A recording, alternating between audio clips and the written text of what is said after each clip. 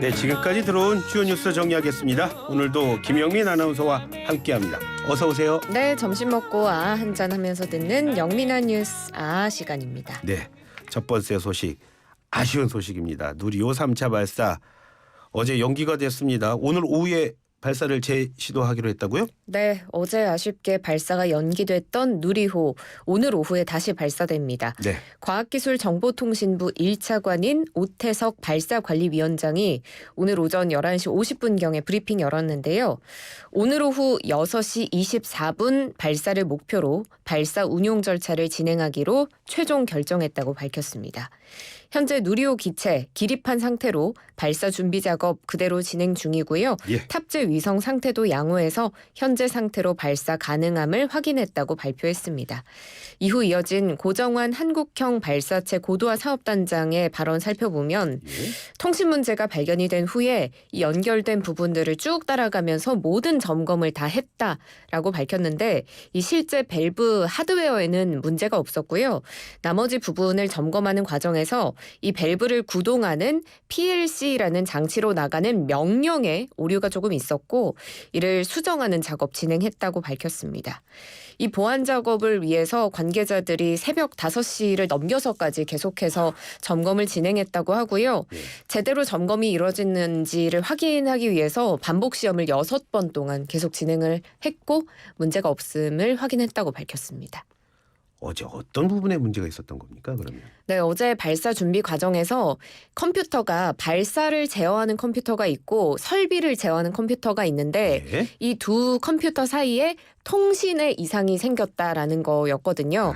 그래서 한국항공우주연구원은 봤더니 발사대의 헬륨 저장 탱크 그리고 지상 장비 시스템을 제어하는 장치에서 명령어가 좀 꼬이면서 예. 순차적으로 전달되지 않은 통신 문제로 결론을 지었습니다. 참 기계들도 참 대단합니다. 그렇죠?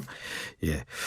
다음 소식 알아보겠습니다. 오늘 후쿠시마 오염수 시찰단의 활동이 오늘 종료가 되죠? 그렇죠? 네, 그렇습니다. 어제 이틀간의 현장 점검을 마치고 오늘은 일본 측과 심층 기술회의 진행한 뒤에 시찰단 일정 마무리합니다. 예.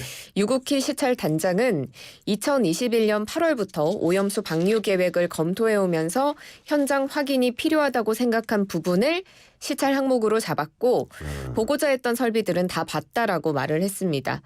다만 기능과 역할에 대한 여러 가지 추가 분석 작업이 필요하다라고 말을 해서 명확히 결론 내리지는 않았는데요.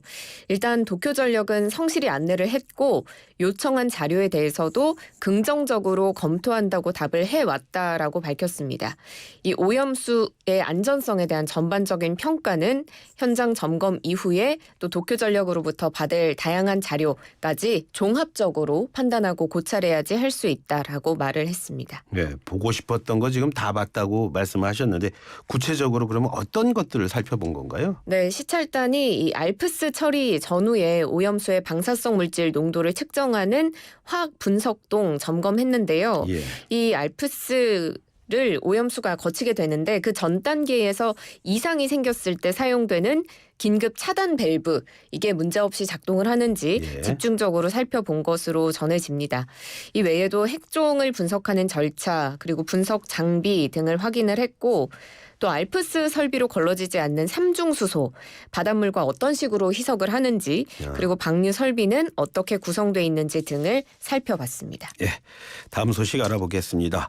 한국은행이 기준금리를 이번에 또 동결했죠?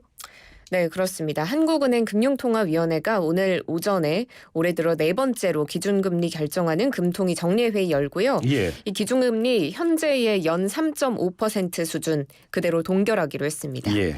한은이 지난해 4월부터 올해 1월까지 7차례 연속 기준금리를 인상하다가 지난 2월에 금통위에서 1년 만에 동결 결정 내렸고 지난달에도 동결하고 오늘까지 3번 연속 동결을 한 거거든요. 네. 이 지난달에 소비자 물가 상승률이 3.7% 기록하면서 14개월 만에 3%대로 떨어져서 인플레이션 압력 다소 줄어든 게 영향을 미친 것으로 보이고요. 예. 또 수출 부진 같은 불안한 국내 경제 상황 또 실리콘밸리 은행 사태 이후에 글로벌 금융 불안이 커지는 것도 이 기준금리 동결의 배경으로 꼽힙니다. 지금 말씀하셨지만 기준금리 동결할 거다 그런 예상이 많았어요. 자, 그래서 뭐 동결은 동결이었는데 오늘 경제 성장 전망치 이것도 하향 조정했어요. 그렇죠? 네, 그렇습니다. 한은이 지난 2월에 올해 우리 경제가 1.6% 성장할 것으로 예상을 했는데 오늘 발표한 수정 경제 전망에서는 이 경제 성장률 전망치를 1.4%로 하향 조정했습니다. 예. 아무래도 수출이 지금 반도체를 중심으로 감소세 계속되고 있고 투자도 부진해지자 이 전망치를 낮춘 것으로 보이는데 예. 최근에 국내외 기관들은 대체로 1.5%를 전망했는데 이보다도 낮은 수치가 발표된 겁니다. 경제 성장 우리가 예상하는 것만큼 되지 않는다 이런 소식 들을 때마다 좀 많이 놀라게 됩니다. 다음 소식 좀 알아보겠습니다. 20대 딸을 강제 추행한 친아버지가 있었어요. 그런데 징역 5년을 선고받았다고요? 네, 그렇습니다. 아버지 A씨가 딸인 B씨가 어렸을 때 이혼을 했다고 합니다. 예. 가정폭력 등을 일삼았고 이후에는 딸과 교류 없이 지내다가 지난해 1월에 당시 21살이었던 딸에게 대학생 됐으니 밥 먹자 이렇게 연락을 했다고 해요. 만나지 않다가 다시 만나게 된 거군요. 네, 예. 그래서 밥 먹자고 연락해서 자기 집으로 데려가서 강제추행한 혐의인데요. 딸은 거부를 했지만 A씨는 이 반항하는 딸을 때리고 속옷을 벗기고 성폭행을 시도한 것으로 알려졌습니다. 이 딸인 B씨가 전한 당시의 녹음 파일 들어보면 이 아빠라는 사람이 아빠 딸이잖아. 아빠 딸이니까 이렇게 애원하는 상황까지 고스란히 담겨 있는데 이 B씨가 지난해 11월에 직계존속인 아버지에게 성폭력 당했다는 내용이 담긴 유서를 남기고 목숨을 끊었습니다.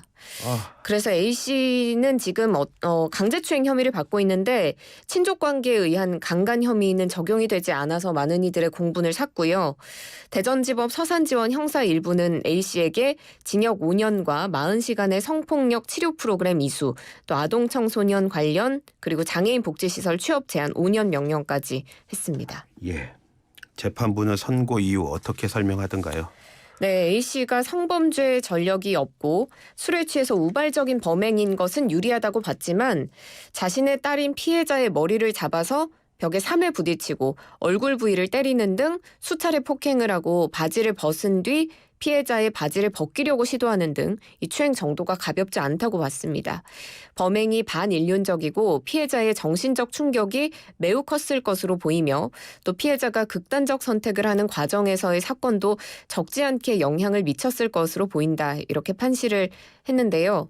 피고인은 강하게 부인하고 있지만 범행 사실 대부분 사실로 인정되고 피해자인 딸이 받은 정신적 충격도 크고 용서를 받지도 못했다. 또 여기에 피해자의 어머니도 강력한 처벌을 원하고 있었다라고 배경을 설명했습니다. 이 아버지라는 사람이 강력하게 부인을 했다고요? 그럼 법정에서 무슨 일은 있었던 거 아니에요? 일단 A씨가 판결 선고를 받고 법정을 나가면서 내가 왜 유죄냐 말도 안 된다 이렇게 소리를 지르면서 소란을 피우고 끌려 들어간 걸로 전해집니다. 이 재판을 지켜본 B씨의 어머니는 형량이 너무 적다라고 한참을 흐느껴 운 것으로 전해지고 함께 재판을 방청한 여성단체 등의 회원들도 검찰이 구형한 징역 10년의 절반에 불과한 정말 크게 낮은 형량이라고 반발하기도 했습니다. 네. 다음 소식 알아보겠습니다. 초강력 태풍 마와르 맞죠? 네. 마와르가 괌을 지금 덮치고 있다는 소식이 YTN을 통해서 계속 전해지고 있습니다. 어떤 내용이죠? 네, 괌을 덮쳤다가 빠져나갔거든요. 제2호 태풍 마와르 현지 시간 24일 괌에 상륙하고 현재는 이제 필리핀 쪽으로 이동하고 있는 상황입니다. 태풍의 강도 분류가 초강력, 매우 강, 중 이렇게 나뉘는데 마와르는 초강력과 매우 강 단계를 오가는 매우 강한 태풍입니다. 태풍이 시속 225km의 돌풍을 몰고 괌 북쪽 지역을 덮치자 전기가 모조리 끊겼다고 합니다. 이 지역 주민 15만여 명에게 대피령 내려졌고요. 조 바이든 미 대통령은 비상사태 선언 승인했습니다. 지금 하늘길도 막힌 상황입니다. 지난 23일부터 3일간 괌에서 출발하거나 도착 예정이던 항공편 약 60여 편이 취소가 됐고 괌에 오가려던 한국 관광객들의 발도 묶이게 된 상황입니다. 코로나 풀려서 괌으로 가시는 분들 가겠다는 분들 또 계신 분들 많을 텐데 걱정이 됩니다. 우리나라에 미칠 영향은 없겠죠?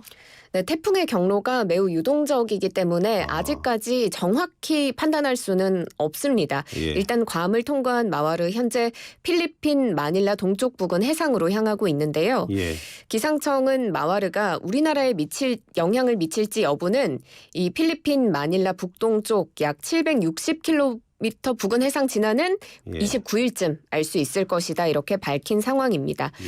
다만 반기성 K웨더 예보센터장이 YTN과의 인터뷰를 했는데 이 내용 살펴보면 마와르가 우리나라 쪽으로 북상하기는 좀 어려워 보인다라고 말을 하고 있습니다. 예. 일본 남부 쪽을 지나갈 가능성이 높다고 관측을 해서 우리나라가 직접 영향권에 들 가능성 아직까지는 희박해 보입니다. 아, 괌으로 갔다가 다시 필리핀으로 갔다가 거기서 다시 일본으로 올라오고 막 이럴 수도 있다는 얘기가 나오는 거네요. 걱정입니다. 예, 고맙습니다. 지금까지 김영민 아나운서와 함께했습니다. 오늘 말씀 고맙습니다. 네, 고맙습니다.